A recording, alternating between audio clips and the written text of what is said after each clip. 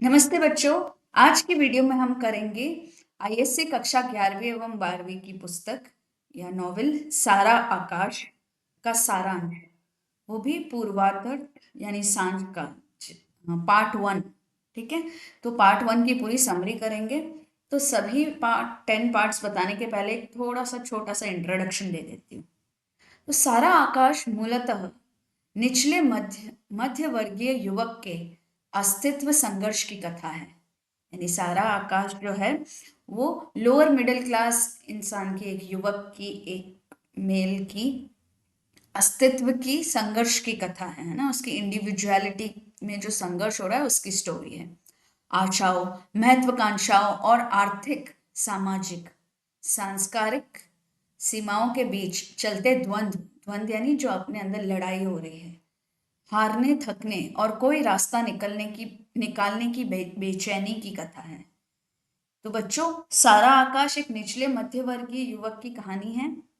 इसमें उसकी आशाएं हैं, उसकी महत्वाकांक्षाएं हैं, वो जो चीजें करना चाहता है, इकोनॉमिक, सोशल, है ना, आर्थिक, सामाजिक और सांस्कारिक सीमाओं के बीच में जो उसकी अपने आप के साथ जो वो लड़ाई कर रहा है, हारने थकने की और कोई रास्ता निकालने की बेचैनी की कथा है। तो सारा आकाश का शीर्षक प्रतीकात्मक है, सिंबॉलिक है। लेखक के शब्दों में सारा आकाश की त्रासदी किसी समय या व्यक्ति विशेष की त्रासदी नहीं, यानी यहाँ जो चीज हो रही है वो किसी एक, जो ये जो त्रासदी है, ठीक है, ये सा, किसी व्यक्ति विशेष की त्रासदी नहीं है। ठीक है, किसी समय या व्यक्ति विशेष की त्रासदी नहीं है। ये खुद चुनाव ना कर सकने की, ना खुद अपनी चीजें ना चुन सकने की, और दो अपरिचित व्यक्तियों को एक स्थिति में झोंक कर, दो जो अपरिचित व्यक्ति है जो आपस में एक दूसरे को नहीं जानते, उसको एक ही स्थिति में झोंक दिया है। उसे झोंक कर भाग्य को सराहने या कोसने की त्रासदी है। भाग्य की तारीफ करने या उसको कोसने की त्रासदी है। संयुक्त परिवार यानी जो जॉइंट फैमिली होती है में जब तक यह चुनाव नहीं है, तंग और गंदी गलियों की खिड़कियों के पीछे लड़कियां सारा आकाश देखती रहेंगी ना। कि जब तक हमारे हिंदुस्तान में संयुक्त परिवार में, यानी हमारी जो जॉइंट फैमिली है, जब तक हमें ये आज़ादी नहीं दी जाती है कि हम अपनी चीज़ें हमारा खुद चुनाव कर सके, जब तक ये नहीं है, तब तक छोटी, तंग मतलब छोटी और गंदी गलियों की खिड़कियों के पीछे लड़कियां सारा आकाश देखती रहेगी। जो लड़कियां दबी पड़ी है, अपनी बात कह नहीं पाती है, वो इन गलियों की खिड़कियों के पीछे से पूरा आकाश को देखती रहेगी। लड़के दफ्तरों, पार्कों और सड़कों पर भटकते रहेंगे, निर्जन आसमान को गवाह बनाकर। निर्जन आसमान मतलब वो आसमान जिसमें जान नहीं है, उसको गवाह बनाकर अपने आप से लड़ते रहेंगे।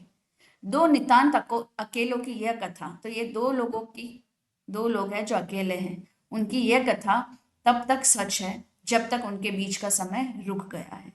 थोड़ा सा इंट्रोडक्शन मैं आपको बता रही हूँ।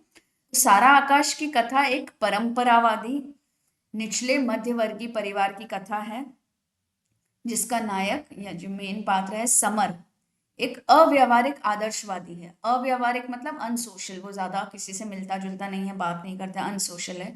और आदर्शवादी है, अपने आदर्शों पर चलता है। समर महत्वाकांक्षी युवक है ना। महत्वाकांक्षी का मतलब क्या होता है बच्चों? जिसके अंदर कुछ करने की इच्छा है, आकांक्षाएं हैं, है ना। जो इंटर फाइनल कक्षा का छात्र है, वह राष्ट्रीय स्वयंसेवक संघ का एक सक्रिय सदस्य है, यानी एक्टिव मेंबर है। और नियमित तौर पर हर मतलब नियमित तौर पर शाखा में जाता है, ब्रांच में जाता है उसकी, है ना। कहाँ की? स्वयंसेवक संघ की। वह भारत की प्राचीन परंपराओं में बंधा है तथा सिर पर चोटी रखता है। सिर पे चोटी मतलब वो बालों में उसके चोटी बांधता है। उसके परिवार की हालत बेहद दयनीय है, दया के योग्य है। उसके पिता ठाकुर साहब 25 रुपए मास, 25 रुपए महीना पेंशन पाते हैं। समर का बड़ा भाई धीरज 100 रुपए मासिक वेतन पर नौकरी करता है। महीने की उसकी सैलरी कितनी है? 100 रुपीज, उसका बड़ा भाई धीरज की। परिवार के अन्य सदस्यों में माता, भाभी, दो छोटे भाई अमर तथा कुंवर तथा छोटी बहन मुन्नी है, जो पति द्वारा निकाल दी जाने के कारण मायके में रहती है। और दोनों छोटे भाई छोटी कक्षाओं में पढ़ते हैं। तो ये तो था इंट्रोडक्शन बच्चों। अब ये जो सारा आकाश उपन्यास है, ये दो भागों में बटा हुआ है, दो पार्ट्स है इसके। पूर्वार्ध यानी सांझ बिना उत्तर वाली 10 दिशाएं, और उत्तरार्ध सुबह प्रश्न पीड़ित 10 दिशाएं। तो आज हम पूर्वार्ध सांझ का सारांश करने वाले हैं। तो चलिए शुरू करते हैं। तो इसमें 10 पार्ट है, एक एक पार्ट हम लेके इसको शॉर्ट में आपको एक एक पार्ट बताती हूँ। मेरे अन्य वीडियो में ये सभी पार्ट को डिटेल में भी मैंने बताया है, जहाँ पे हर एक वर्ड टेक्स्ट बुक से ही लेकर उस उपन्यास से लेकर उसे समझाया गया है। तो यहाँ पे हम शॉर्ट में आपको पूरा समझा देते हैं। तो उपन्यास की शुरुआत समर की सुहागरात के दिन से होती है। घर में चारों ओर खुशी का माहौल है। इसी समय पता चलता है कि सामने वाले घर में सावल की बहू ने केरोसिन छिड़ककर आत्महत्या कर ली है। समर दुखी होकर थका सा सबसे छिप छुपाकर मंदिर की ओर जा रहा है। वह विचार करता है, मुझे इस बात को नहीं भूलना चाहिए कि मुझे कुछ बनना है। वह विचार करता है कि भारत महापुरुषों का देश है। महाराणा प्रताप तथा शिवाजी का रक्त उसकी नसों में बह रहा है। उसके दिमाग में विवाह की बातें, बाराती का व्यवहार, बाराती का शराब के नशे में चूर होना, दहेज में कम सामान तथा नकदी यानी कैश मिलने के कारण ठाकुर साहब का क्रोधित होना गूंज रहा था। तो ये सब बातें उसके दिमाग में गूंज रही है। क्या बातें गूंज रही है? विवाह की बातें, बाराती का व्यवहार, बाराती का शराब के नशे में चूर होना, दहेज में कम सामान तथा नकदी मिलने के कारण जो ठाकुर साहब है यानी उसके पापा जो है का क्रोधित होना, ये सब उसके दिमाग में गूंज रहा था। समर स्त्री को प्रगति में बाधक मानता है। समर मानता है कि उसकी सक्सेस में या उसकी प्रोग्रेस में स्त्री एक रुकावट है। उसकी आकांक्षा एमए करने की है, किंतु उसके पहले ही उसके पैर में शादी की बेड़ी डाल दी गई है। वह स्त्री को मोह माया और अंधेरा मानता है। स्त्री देवत्व की ओर उठते मनुष्यत्व को बांधकर असुरत्व के गहरे अंधे कुओं में डाल देती है। तो ये इसे क्या लगता है कि जो इंसान है ना देवत्व की तरफ जा रहा है ना, स्त्री वो क्या बोल रहा है, देवत्व की ओर उठते मनुष्यत्व को बांध देती है स्त्री और उसे असुरत्व के गहरे अंधे कुएं में डाल देती है, उसे असुर बनने के गहरे कुएं में डाल देती है। समय निश्चय करता है कि वह इस कमजोरी के सामने झुकेगा नहीं। वह अपनी पत्नी प्रभा से बिल्कुल नहीं बोलेगा या केवल जरूरत भर की बातें करेगा। ठीक है, तो मेन नायक कौन है? समर, और उसकी शादी होने वाली है प्रभा। उसकी शादी हुई है, उसकी पत्नी का नाम है प्रभा। अब पार्ट 2। समर तथा प्रभा के मिलन की सुखद रात आती है।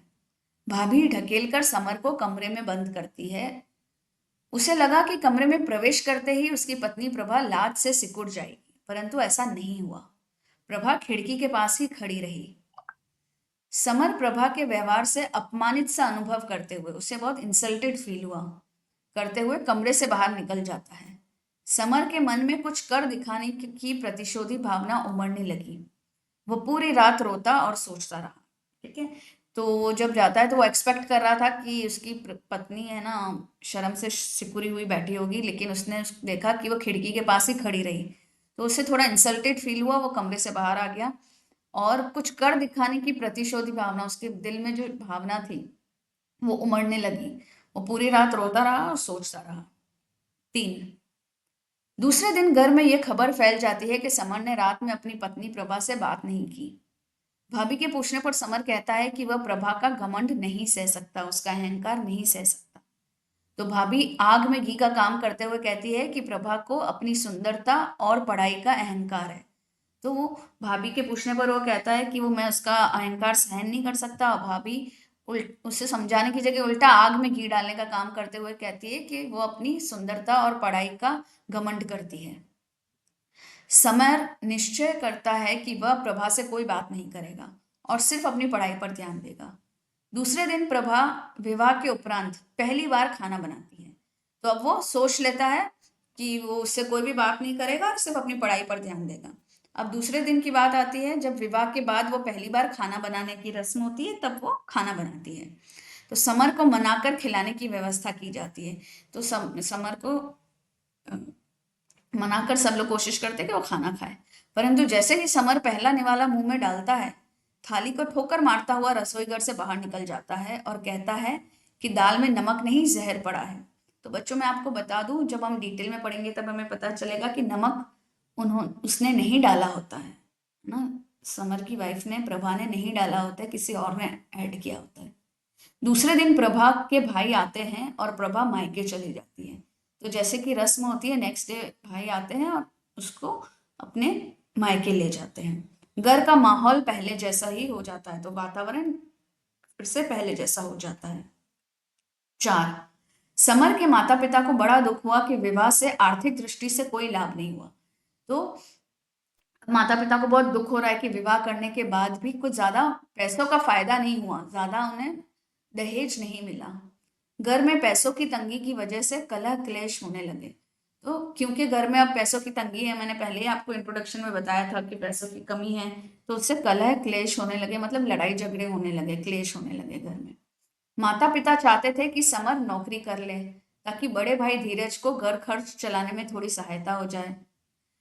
फिर भाभी समर को हमेशा प्रभा के विषय में हमेशा उकसाती रहती है ना, उसे उसके खिलाफ भड़काती रहती है। विवाह, परिवार के प्रति आक्रोश, पत्नी के प्रति अरुचि और परीक्षा की चिंता आदि ने समर को के सपने को चूर चूर कर दिया था और वह दबा सा हो गया था। तो बच्चों, उसे क्या क्या स्ट्रेस था? देखो, एक तो शादी हुई उसकी, परिवार के प्रति आक्रोश, परिवार को लेकर उसे गुस्सा था ना, पत्नी के प्रति अरुचि, उसको इंटरेस्ट ही नहीं था उसकी वाइफ में, अरुचि थी, और परीक्षा की चिंता थी। इन सब से उसके सपने चूर चूर हो गए थे और दबासा हो गया था।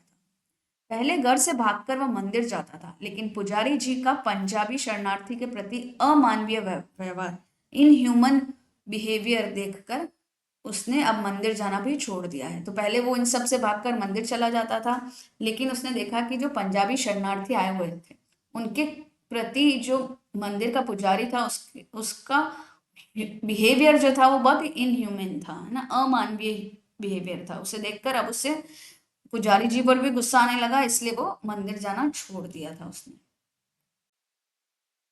5, घर में अम्मा और जेठानी प्रभा से संतुष्ट नहीं है। तो जो माँ है समर की और उसकी जो भाभी है वो उसकी वाइफ प्रभा से खुश नहीं है। अम्मा को मनचाही रकम शादी में न मिलने का गुस्सा है, तो दूसरी ओर भाभी इस कारण प्रभा से नाराज है कि वो उससे अधिक पढ़ी लिखी तथा सुंदर है।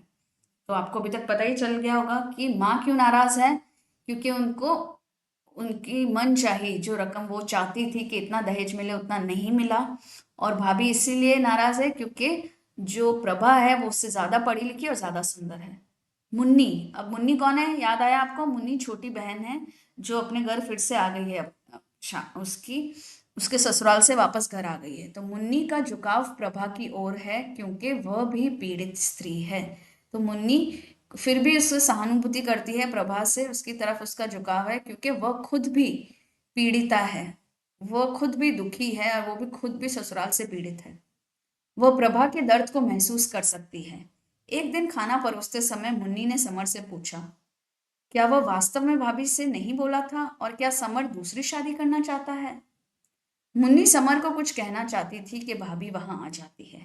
वह समर से बात करने लगती है। प्रभा की बुराई सुनते सुनते समर अब थक कर कॉलेज चला जाता है। समर मन में सोचता है कि प्रभा कितनी अहंकारी है, कितनी घमंडी है। उसे मायके गए 6 महीने बीत गए परंतु उसने एक भी पत्र नहीं लिखा। उसके साथ यह जिंदगी कैसे कटेगी? प्रभा मायके से लौट आई। समर का मन प्रभा के प्रति कोमल हो उठा। अमर, अमर कौन है बच्चों? उसका छोटा भाई। अमर से ज्ञात होता है, मतलब अमर से उसका मालूम पड़ता है कि समर के ससुराल वाले उसकी तारीफ कर रहे थे। यानी इससे क्या पता चलता है बच्चों कि जो प्रभा थी उसने वहां जाकर उसके ससुराल की शिकायत नहीं की थी, उसने समर की शिकायत नहीं की थी। रात को लालटेन जलाकर पढ़ने का दिखावा करके वह प्रभा की प्रतीक्षा में बैठा है। इस बीच प्रभा तथा भाभी की बात सुनाई पड़ती है। जबरदस्ती वहां कहाँ सो जाऊं? मुझसे तो नहीं होता जेठानी जी कि कोई दुत्कारता रहे और पूंछ हिलाते रहो, ठोकर मारता रहे और तलुए चाटते रहो। उनके बोर्ड के इम्तिहान है, मैं क्यों तंग करूं? इसे सुनकर समय निर्णय करता है, डिसाइड करता है कि वह प्रभा से कभी संबंध नहीं रखेगा। रात भर समर कूटता रहा। उसकी क्रोधाग्नि यानी क्रोध से की अग्नि कुंठा विरक्ति भावना सुलगती रही। ठीक है, तो कुंठा विरक्ति भावना, इन सब का मतलब आपको आई होप पता है। मतलब नफरत, कुंठा, विरक्ति भावना मतलब उससे दूर रहने की, और नफरत की भावना उसके दिल में सुलगती रही। दूसरे दिन समय प्रभा के लिए अलग कमरा देने की बात करता है, परंतु घर में अलग कमरा हो तो दिया जाए ना। 7, दूसरे दिन समर भाभी के सामने रात के क्रोध को व्यक्त करता है। तो आपको पता ही है कि 6 वाले पार्ट में क्या हुआ ना। वो उसका हृदय चाहे कोमल हुआ था, ठीक है, और वो उसकी प्रतीक्षा में बैठा भी था। पढ़ाई करने का दिखावा करके उसकी प्रतीक्षा में बैठा भी था। लेकिन उसने भाभी और प्रभा की बात सुनी, और प्रभा की आवाज सुनी कि मैं क्यों जबरदस्ती वहां जाके सो जाऊं, जब वो मेरे को धुतकारता रहता है, तो मैं क्यों उसके पीछे पूंछ चलाती रहूं। ये सब सुनकर उसको बहुत गुस्सा आ गया, और वो सुबह उठ के अलग कमरा देने की बात करने लगा। दूसरे दिन समर भाभी के सामने अपने रात के क्रोध को व्यक्त करता है, वो बताता है, भाभी से बात करता है। भाभी ने नमक मिर्च लगाकर प्रभा की और बुराइयां की। अब समर प्रभा से बदला लेने के उपाय सोचने लगा। उसने भाभी से कह दिया कि प्रभा को घर के कामों में समय देना चाहिए। इसी बीच भाभी ने एक बच्ची को जन्म दिया। घर में सबके मुख पर फीका आनंद दिखाई पड़ा। तो ये सब हो गया, उसने भाभी को बताया रात के बारे में। ठीक है, भाभी ने और नमक मिर्च लगाकर उसकी और बुराई कर दी, और उसके दिल में उस बदला लेने की सोचने लगा वो। और इसी बीच, और फिर उसने भाभी को कहा कि उसको घर के कामों में बिजी करो। ठीक है, तो इसी बीच भाभी ने एक बच्ची को जन्म दिया। बच्ची जन्म हुई। तो क्योंकि बच्ची का जन्म हुआ है, लड़की का जन्म हुआ है, तो सबके मुख पर फीका आनंद दिखाई पड़ा। आनंद तो था लेकिन फीका सा था। गृहस्थी कार्य का समस्त भार, यानी पूरा भार प्रभा के ऊपर आ पड़ा ना। घर के सभी काम का भार प्रभा के ऊपर आ पड़ा। प्रभा बिना कुछ कहे सुबह से लेकर देर रात तक सारा काम करती। पहले प्रभा को कार्य करते देखकर समर को शांति मिलती है, लेकिन बाद में उसे बेचैनी होती है। प्रभा पर्दा नहीं करती है, जिसे लेकर घर में हंगामा मचा करता है। तो एक तो ये बात हो गई कि उसने जन्म दिया भाभी ने बच्ची को, तो सभी भार प्रभा के ऊपर आ गया। पूरे दिन और रात वो काम करती थी। पहले तो उसे देखकर वो खुश होता कि चलो काम कर रही है, शांति मिलती है उसको, लेकिन बाद में उसको बेचैनी होती, बाद में उसको शायद अच्छा नहीं लगता है। फिर दूसरी बात ये आ गई कि प्रभा पर्दा नहीं करती है ना, घूंघट नहीं निकालती है, जिसके कारण घर में हमेशा हंगामा मचा रहता है। अब एक और इंसिडेंट यहाँ पे हुआ है। बच्ची के नामकरण के दिन, है ना, जिस दिन बच्ची का नाम हुआ, मिट्टी के गणेश को, मिट्टी के से गणेश जी बनाए थे, उस उनको ढेला समझकर प्रभा ने फेंक दिया, या उससे बर्तन मांज लिए थे। ठीक है, तो घर में उससे बड़ा हंगामा मच गया। समर ने गुस्से में आकर प्रभा को जोरदार तरीके से तमाचा जड़ दिया। 8, प्रभा को तमाचा मारकर समर पश्चाताप की आग में जलता रहा। चाहे वो प्रभा के प्रति उदासीन रहने की कोशिश करता, लेकिन फिर भी उसकी स्थिति देखकर उसका हृदय पसीज जाता था। ठीक है, तो तमाचा मार के पश्चाताप की आग में तो जल रहा था। यूजुअली इनफैक्ट वो हमेशा प्रभा से उदासीन रहने की कोशिश करता था, मतलब उसको कोई फर्क नहीं पड़ता था प्रभा से, लेकिन फिर भी उसकी सिचुएशन को देखकर उसका हृदय हमेशा पसीज जाता था। देख के कि वो कंटिन्यूस काम कर रही है, उसका हृदय पसीज जाता था। समर परीक्षा को लेकर बहुत चिंतित रहता। एक दिन भाभी की बच्ची का दूध ना जाने कैसे गिर गया। घर में हंगामा खड़ा हो गया। प्रभा को खूब सुनाया गया, परंतु समर पर इसका कोई असर नहीं हुआ। ठीक है, तो एक और ये इंसिडेंट हुआ कि बच्ची का दूध कैसे गिर गया, बहुत घर में हंगामा हुआ और प्रभा को बहुत सुनाया गया, लेकिन इन सब चीज से समर पर कोई असर नहीं पड़ा। ठंड के दिनों में प्रभा थोड़े से कपड़ों में अपनी जिंदगी काट रही थी। ठंड के दिन थे और उसके पास कोई ठंड के कपड़े नहीं थे, कम कपड़े थे, उसमें ही जिंदगी काट रही थी। उधर समर की परीक्षा सिर पर आ गई। प्रभा मन ही मन खूब सूखती जाती है, उसका सौंदर्य भी मुरझाता जाता है। मुर एक दिन प्रभा खुले छत पर सिर धो लेती है। इसको लेकर घर में तनाव हो जाता है। तो एक और इंसिडेंट हुआ कि खुले छत पर उसने सर धो लिया, और उसकी वजह से फिर से घर में पहाड़ टूट पड़ता है। 9, समर की परीक्षा खत्म हो जाती है। वो अपने मित्र दिवाकर के साथ सिनेमा देखने का प्लान बनाता है। घर लौटने पर पता चलता है कि मुन्नी के पतिदेव उसे रुखसत कराने या विदा कराने आए हुए हैं। मुन्नी जाना नहीं चाहती है, माँ भी नहीं भेजना चाहती है। परंतु ठाकुर साहब चाहते हैं कि वह अपने पति के साथ चली जाए, यानी उसके पापा चाहते हैं कि वो चली जाए। अगली सुबह मुन्नी को विदा कर दिया जाता है। जाते समय मुन्नी समर से कहती है, बच्चों बहुत इंपॉर्टेंट है ये। जाते समय वो छोटी उसकी जो बहन है वो क्या कहती है समर से, भैया भाभी से बोलना, उन्होंने कुछ भी नहीं किया। तो वो सब जानती थी, तो उस वक्त जाते जाते वो बोल के गई कि भैया भाभी से बोलना कि उन्होंने कुछ भी नहीं किया। आई होप ये 9वां वाला आपको अच्छे से समझ आ गया। परीक्षा खत्म हो चुकी है, मित्र के साथ मूवी देखने का प्लान बनाता है और घर लौटने पर पता चलता है कि मुन्नी के घर वाले, मुन्नी के जो पति देव है वो आए हुए हैं और वो चाहते हैं कि मुन्नी उसके साथ वापस लौट जाए। मुन्नी नहीं जाना चाहती, माँ भी नहीं भेजना चाहती, लेकिन उसके जो पापा है ठाकुर साहब जो है वो चाहते हैं कि वो अपने पति के साथ चली जाए और मुन्नी को विदा कर लिया जाता है अगली सुबह। और मुन्नी जाते जाते समर से कह जाती है, भैया भाभी से बोलना उन्होंने कुछ भी नहीं किया।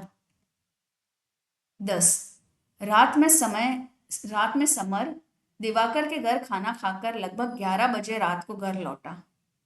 मन में अनेक चिंताएं थी। घर वाले चाहते थे कि समर कुछ कमाए। उसे प्यास लगी थी। देखा कमरे में पानी नहीं था। पानी के लिए वह छत पर गया तो देखा कि एक कोने में बैठी प्रभा रो रही है। पानी पीकर समर कमरे में आया, परंतु उसकी नींद तो उड़ गई थी। उसने देखा था कि वो रो रही थी, कमरे में आ गया लेकिन उसकी नींद उड़ गई थी। आंतरिक संघर्ष की स्थिति में, अपने अंदर के अंदर जो संघर्ष हो रहा है उसी की स्थिति में वो फिर से प्रभा के पास आया और कहा, आधी रात को यहां बैठकर क्या कर रही हो? इतना सुनकर प्रभा रो पड़ी। समर बोला, प्रभा तुम मुझसे नाराज हो? प्रभा और अधिक रोने लगी। दोनों एक दूसरे से लिपटकर रात भर रोते रहे। सुबह हो जाती है। प्रभा कहती है, हमें एक पोस्टकार्ड दे दीजिए। मैं बहुत दिनों से माँ को लिखना चाह रही थी, पैसे नहीं थे। और धोती के पल्ले से आंखें पोंछती हुई वह बाहर चली गई। तो बच्चों आज के लिए इतना ही। तो ये पार्ट 1 की समरी थी। अगर आपको ये पसंद आई हो तो इसे प्लीज़ लाइक कीजिए, कमेंट में ज़रूर लिखिए और अपने दोस्तों के साथ शेयर कीजिए। पार्ट 2 के लिए वेट कीजिए और बेल आइकन को ज़रूर दबा दीजिए ताकि पार्ट 2 अपलोड होते ही आपको नोटिफिकेशन मिल जाए। Thank you.